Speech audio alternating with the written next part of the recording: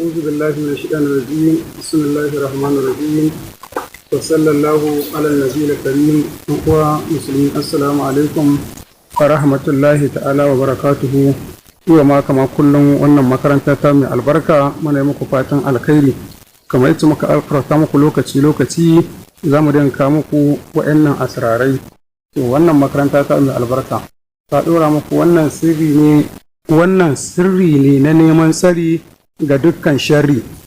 Mutum yana so kada barayi ko ɗan fashi su shiga gidansa ko wani mugu azzalimi ko shagonsa, sai ya rubuta littafin sefi gaba ɗaya tare da wannan hatimi kai laya. A yi laya a binne a inda ake bukata. Kanti ne da kai kake so ka binne a ciki saboda tsari ko kuma gida, wannan shine ba wani ɓarawo izinillahi ta'ala da zai shiga gidanka ko ya shiga maka shago ya satan maka wani abu ko makamantansu. Insha Allahu duk abin da ya taso na masifa a gurin sana'a Allah zai ije maka da jahi Rasulullahi sallallahu alaihi wasallam.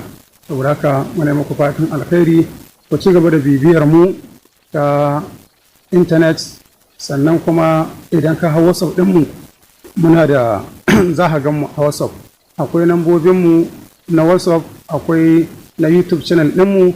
In ka tashi ka danna ƙararrawa, kai mana subscribers ka danna ƙararrawa, to duk lokacin da muka ɗora insha Allahu za ka danganin abubuwan da muka ɗora. Wannan makaranta ta mun canza mata suna, ta koma Jibrima TV Kano. Jibrima TV Kano. In kuma kana buƙatar lambar waya da za ka yi kira, za ka iya kiran mu ta 090 63